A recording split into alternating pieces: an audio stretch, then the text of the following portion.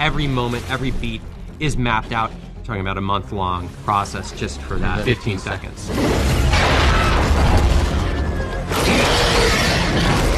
Hey, I'm Matt Duffer. I'm Ross Duffer. We're the creators of Stranger Things, and we're going to talk through what we call the demo fight.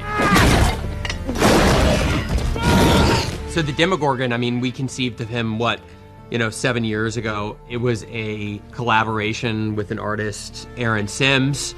We looked at a million different designs for what this monster could look like. We talked about all the monsters who had scared us over the years, and we just explored. We knew he was going to come from this other dimension. We knew he's going to be humanoid, but that's roughly when we started designing him, that's what we knew. Why we wanted him to have a kind of human look really is because in season 1 in particular, we wanted to be able to shoot a man in a suit. We wanted to be able to do it practically. We were very limited in season 1 in terms of how much we could show him, how to keep him in shadow. There were a few computer graphic shots, like when he burst out of the wall. We did try them practically. We attempted practically, and it's a good thing no one saw it. To be Mystery Science Theater kind of quality. But what we really wanted to do with this season is, okay, he's always been in shadow. We haven't really been able to show what this creature can do, really, in terms of movement, in terms of how he attacks. We wanted to go, okay, let's let this thing loose and see what it can do.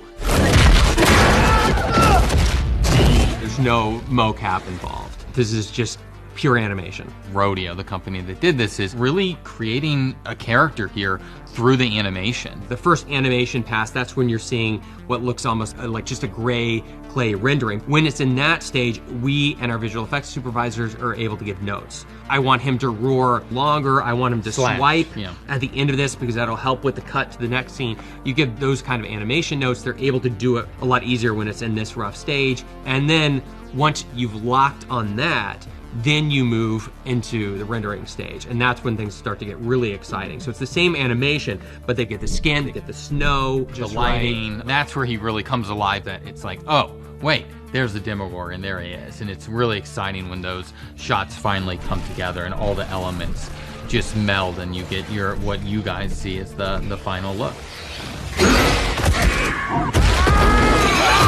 So when the Damogorgon first bursts out, we wanted it to be a moment where the audience just goes, holy moly. So in order to do that, we were like, let's not do a lot of edits. Can we do this basically as a one-er? I think it just feels more like he's in the space as opposed to, here's our actor. He's a visual effects shot. It just ties it all together. Because of the amount of stunts involved, because we didn't want to be using CG people on top of a CG monster, we wanted to use real stuntmen. So we weren't able to do it all in one shot, so it's about 3 big stunt sequences that are stitched together. It really was to protect our stunt team and make sure that we weren't doing those stunts often. So each stunt is essentially its own little moment. You only have a few chances to get it right, so it was important that everyone was pretty dialed in when we got there. Our stunt coordinator, Hiro Koda, there were definitely a few days of rehearsal where he was just working with his team. Then we brought our camera operator in, and he also worked with our stunt coordinator to be like, I like this, but maybe what if we swing over here at this moment? When the Demogorgon throws that guy and the bar collapses, that's actually a mistake. That bar was not supposed to come down like that, but we just thought it was cool, the camera wasn't perfect, but we were like, if we try that again, we'll never be able to recreate it. And we decided, you know what, let's stick with it. I kind of like the messiness and the rawness of the camera. It just makes it feel that much more real. It really was a coordination of a lot of different departments just to get here. When we're working on a Damogorgon sequence, the way that we do it is we just edit the sequence with nothing. We would shoot it, or at least rehearse it, with this a man in a green suit. Sometimes he would have a tennis ball at the top of his head to show us how tall the Damogorgon was. It's important for both David, us, and the camera operators to know what height the actual monster was going to be. But eventually, you also have to get it clean. In the edit, sometimes the takes with the man in the green suit were the best takes, and so we went with those, and sometimes it was clean pass, which is why when you're looking behind the scenes, you're gonna see a little bit of both. And what we try to do here, and this is practical with the fire, is just make sure every time we go to hopper, there's a little less fire, there's a little less fire. The demo's getting a little bit closer, just building the tension. I think originally he was just supposed to jab the demo in the mouth, but then David, what if I throw like a javelin? Yeah, let me throw this sucker like a javelin. And I'm really happy that David pitched that idea. It's pretty epic.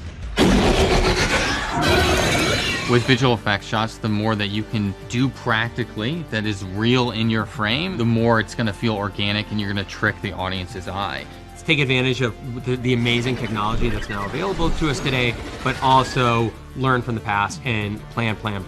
So anyways, that's a little behind the scenes look of how we made this demo fight come to life. Thanks for watching. Yeah, thanks.